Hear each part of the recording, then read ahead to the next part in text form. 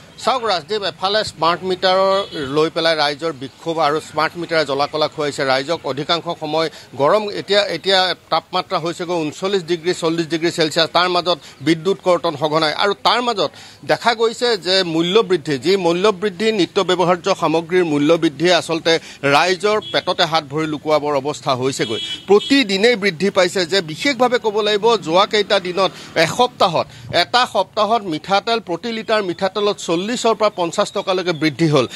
আমি দেখুৱাব বিচাৰিছোঁ যে বিশেষভাৱে যিসমূহ আচলতে যিসমূহ ব্ৰেণ্ডেড মিঠাতেল, এনেধৰণৰ ইয়াতে যি ব্ৰেণ্ডেড মিঠাতেল আছে ইঞ্জিন তেলৰ দাম আছিল ইয়াৰ পৰা এসপ্তাহৰ পূৰ্বে 145ৰ পৰা 150 টকা।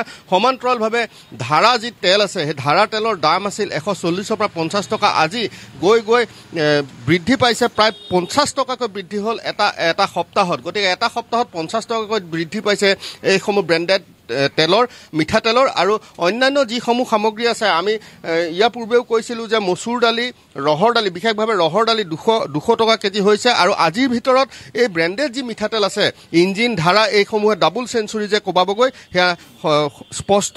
আৰু আজিৰ এয়া 2টা দিনৰ আগৰ তথ্য আমি কৈছোঁ, 2টা দিনৰ ভিতৰতে প্ৰায় 40 টকাকৈ বৃদ্ধি পালে মিঠাতেলৰ আৰু অন্যান্য সামগ্ৰীৰ মূল্য। গতিকে যিসকল গ্ৰাহক আছে, গ্ৰাহকসকলৰ পৰা আমি জানিবলৈ চেষ্টা কৰিম আচলতে সৰ্বসাধাৰণ ৰাইজে এই যি মূল্য বৃদ্ধি, ইতিমধ্যে আলু পিঁয়াজৰ দাম নকলোৱে, বা পিঁয়াজৰ প্ৰতি কিলোত পাইকাৰী বজাৰত হৈছেগৈ 60 টকা আৰু খুচুৰা বজাৰত হৈছেগৈ 80 টকা। গতিকে কেনেধৰণে ৰাইজ চলিব, আচলতে কি কয় এজন গ্ৰাহক হিচাপে, কেনেধৰণে চলিব? চৰকাৰ নোৱাৰিছে চৰকাৰ চলাব। গতিকে ৰাইজক অশান্তি দি, হাৰাশাস্তি দি যদি চৰকাৰ চলায়, আজি পূৰা অসমৰ গলিয়ে গাঁৱে স্মাৰ্ট মিটাৰ লৈ আন্দোলন হৈ আছে, ভাঙি আছে। লাইট আজি 10 টকা জেগাত 20 টকা উঠিছে। আজি মই পিঁয়াজ কিনিব গৈছোঁ, পিঁয়াজ 70 টকা লাগে খুচুৰা, ৰঙাটো 80 টকা লাগে। আজি ইঞ্জিন তেল 200 টকা হৈ গ'ল। আজি এনেকুৱা হ'লে চৰকাৰ যদি নোৱাৰে 26ততো উফৰি যাব।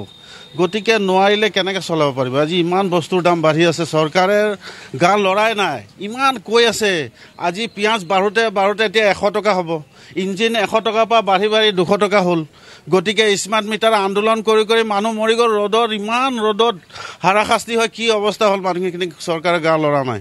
গতিকে চৰকাৰে ভাবিছে যে আমি 26ত নাথাকোঁ, এই চৰকাৰ যাক, যিমান পাৰোঁ আমি লুটি লওঁ, এই পইচা দি যদি পাৰোঁ ৰাতাৰাতি টকা দি আমি জিকিব পাৰিম, সেই অৱস্থা আৰু কথা নাই। আৰু আমিতো কৈ লাভ নাই নহয়। এতিয়া কৈ পেলাই যদি চৰকাৰৰ গা নৰলে কি লাভ আছে? আজি এই বস্তুৰ দাম আমিয়ে কিনিছোঁ। চাকৰি কৰা মানুহ, মই সেইদিনাখনো কৈছোঁ, চাকৰি কৰা মানুহ চিন্তা নাই। আজি আমি হাজিৰা কৰা মানুহ, কণ্টেক্ট কৰা মানুহ, আমি পইচা পাম। আমি যদি 500 টকা পাওঁ, 500 টকা যদি চেনি, দাল, তেল আৰু পিঁয়াজে কিনো, আমি বাকী বস্তু কি কিনিম? আৰু লাইনৰ বিটাৰ ক'ৰ পৰা দিম ইমান পইচা, কওকচোন?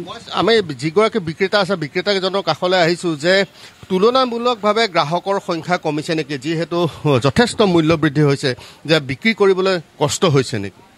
বহুতে কষ্ট হৈছে, কাষ্টমাৰ নাই বুলি ক'ব লাগিব। যেনেকৈ মূল্য বৃদ্ধি হৈছে, তাৰ অভাৱত মানুহ নাহে, নোলায়, পইচা নাই মানুহৰ হাতত।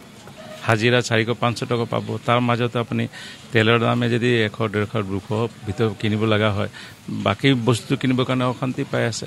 সেইকাৰণে কমাই আহে, মানুহ নোলাই আহে। আজি মিঠাতেল 200 ডাবল চেঞ্চুৰী কোবাব? হ'ব পাৰে, কোনো কথা নাই। কিয় কাৰণে ডেইলি যেতিয়া যে আমি হ'লচেলত যাওঁ, ডেইলি বাঢ়ি বুলিয়ে কয়, তো হ'ব পাৰে। এইটোতো অসম্ভৱ কথা নহয়, সম্ভৱে আছে। অৰ্ণৱ, মই আপোনাক ধন্যবাদ জ্ঞাপন কৰিছোঁ ৰাইজৰ প্ৰতিক্ৰিয়া তথা ব্যৱসায়ীসকলৰ মন্তব্য আমাক পোনপটীয়াকৈ শুনোৱাৰ বাবে।